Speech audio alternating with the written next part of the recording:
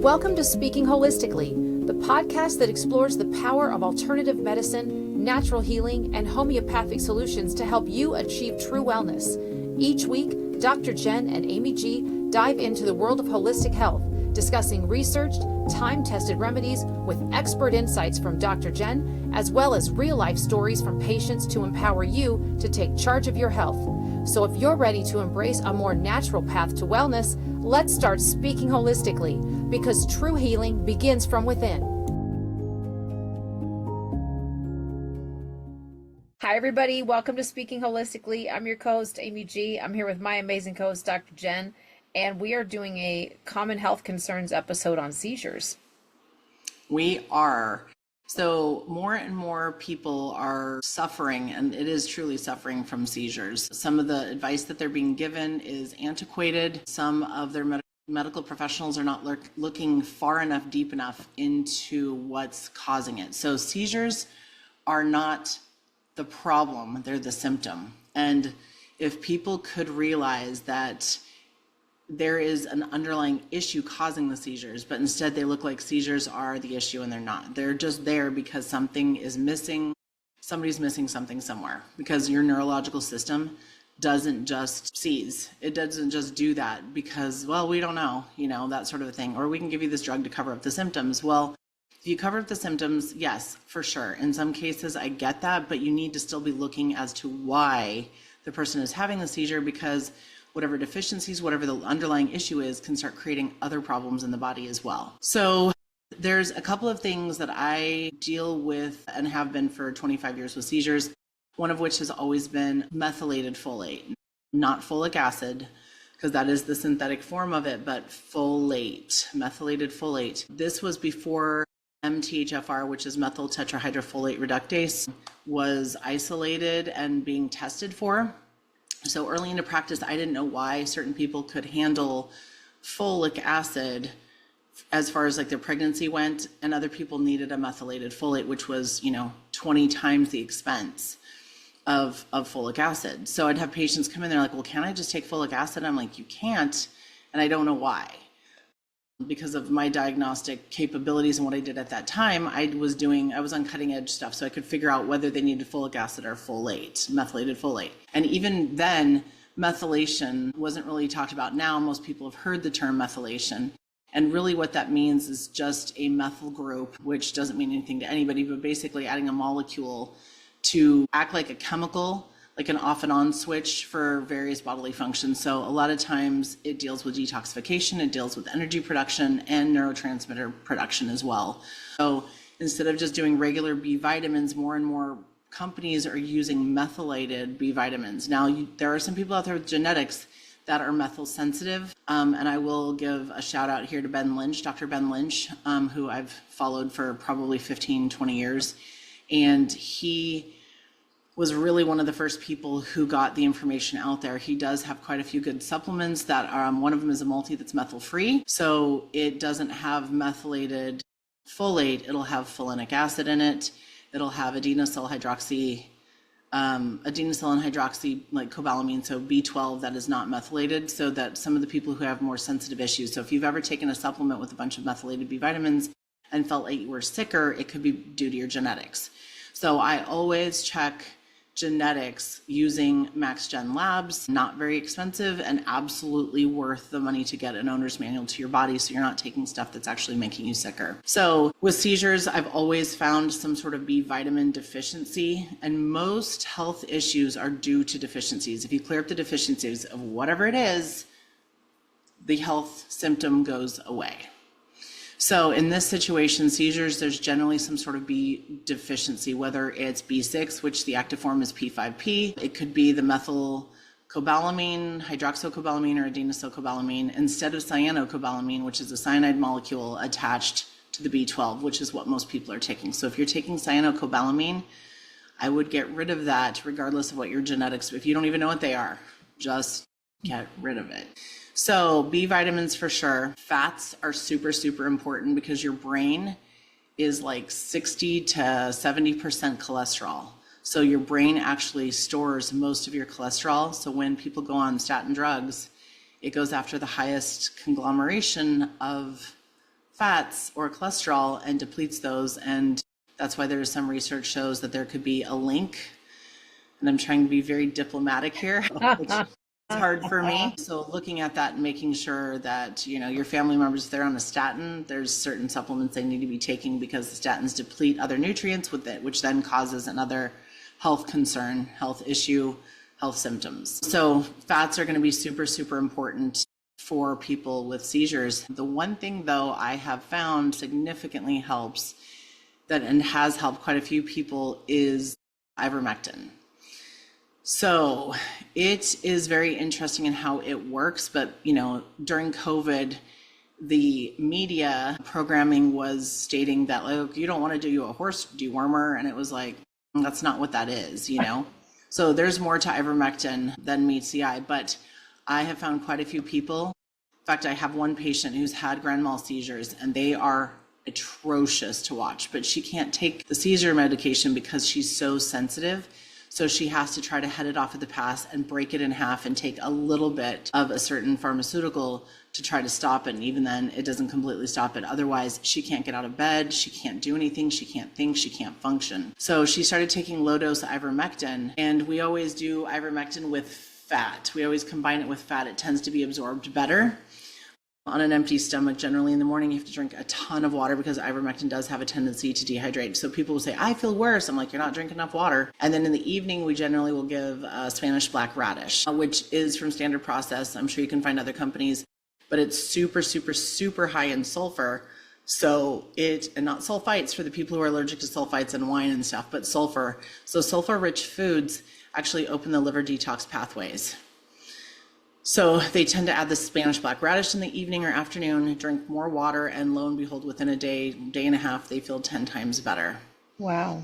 Their energy goes up. They don't feel so toxic because the ivermectin is working. So I do have a patient. She's gone, I want to say we're about 17 months now. She hasn't had one seizure, and she was having at least one every single month. Oh, wow. At the end of the day, the ivermectin has completely changed her life and her husband's life because, he couldn't leave her alone for 5 seconds. She had to go with him everywhere he went. He couldn't leave her at the house alone, stuff like that. So, yeah. And these are no joke, these seizures. So if you have not been tested for MTHFR and you do have seizures, definitely go to MaxGen. We'll have the link down below so that you can go order those. This company destroys the genetic material after it's used, so they're not going to sell it to a pharmaceutical company. And sometimes I tell people, if you're not comfortable giving your entire name or your whole name or any of your name, then, as long as you get the results back and you know who they're for, then, go from there.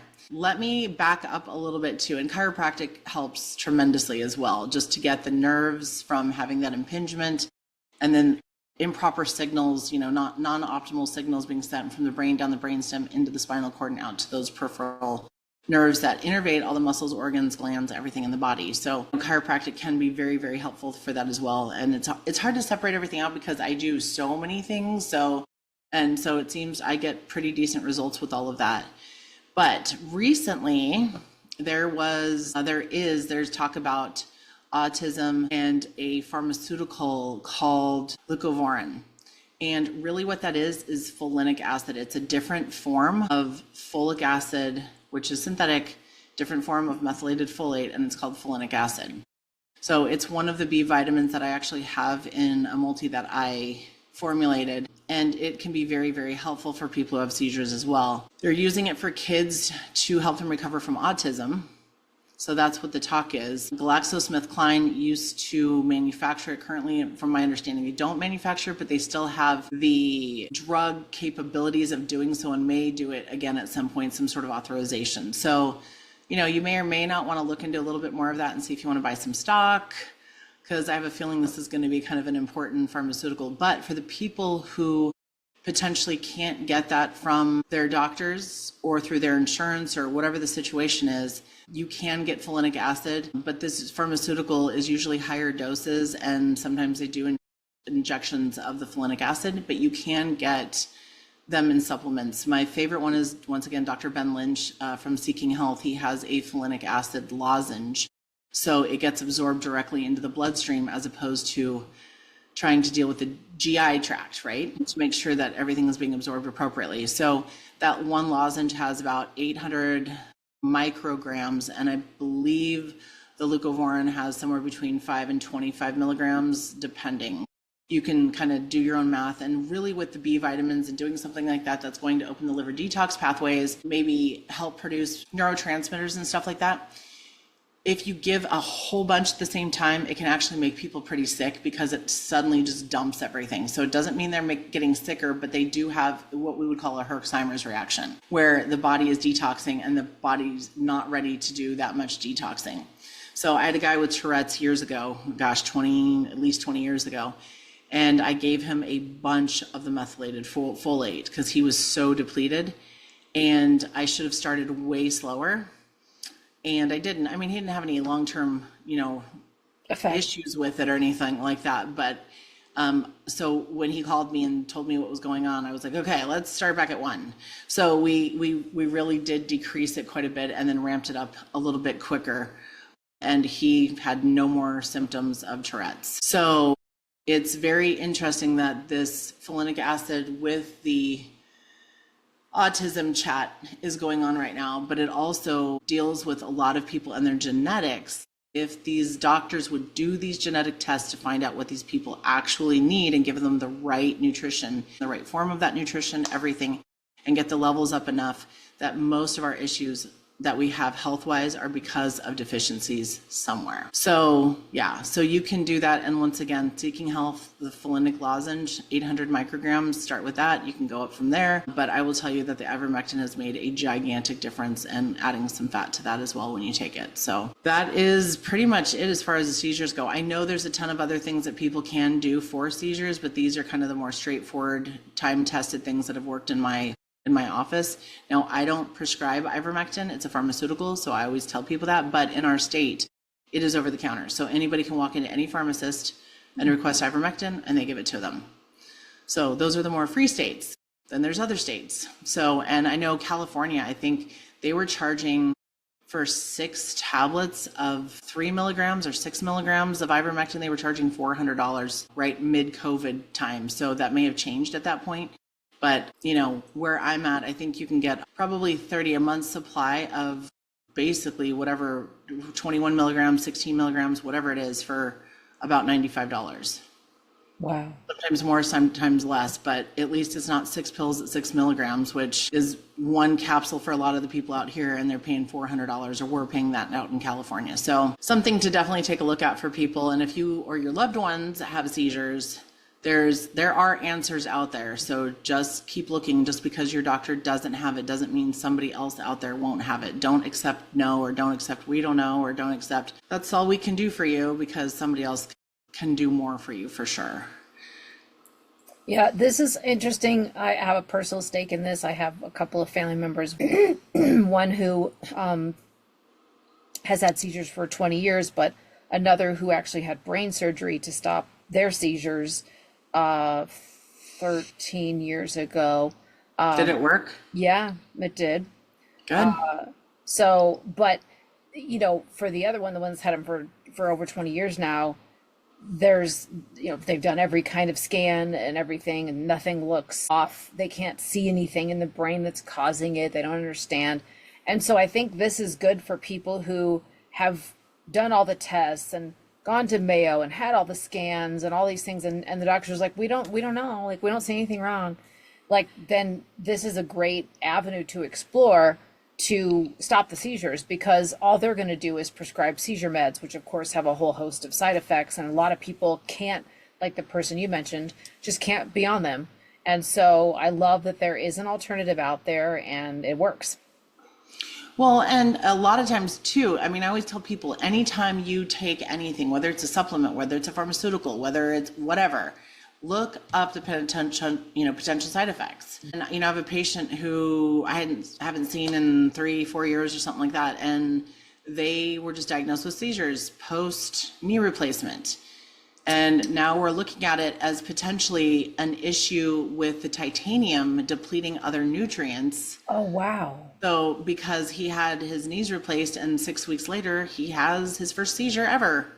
And then he had another one, and they just started coming. But they also gave him another pharmaceutical where the side effect of it is causing a different type of seizure. So is it really getting rid of it or is it causing something else? Like, what's the situation? But we're finding that it looks like the titanium in his body, which I would hate to have to tell somebody like, hey, you just went through a double knee replacement and they use titanium, that they're going to have to use something else and they're going to have to go back in and do revision. Like, that is like the last thing you want to tell a patient, but also you can't survive the rest of your life having seizures in the form that he's having them. And it could, like I said, very well just be due to the titanium absorption in his body. I did have one patient years ago that I did saliva testing to see what was in the tissue, and titanium was through the roof, and he never put on the intake forms that he had any titanium in his body. He's like, oh, I forgot about that. He goes, I have one screw in my ankle from like 20 years ago. Whoa. And the titanium was literally off the chart. So his body was, absorbing it, and other people, their bodies aren't going to do that. So that's why I said so much of this is so individualized. And if he's having that much of an issue, then I always worry about the people who are getting, tooth implants with the titanium screws right in your head, and then they're having issues and nobody thinks that it has anything to do with that, but it very well could. You could be that 1% of the 1% of the 1%. So yeah, I had all my fillings taken out and replaced with resin because I didn't want any metal in my mouth, and people were like, are you crazy? I'm like, no, I just want to do this. I don't want to take any chances. I don't want metal in my mouth for decades. I had them all taken out.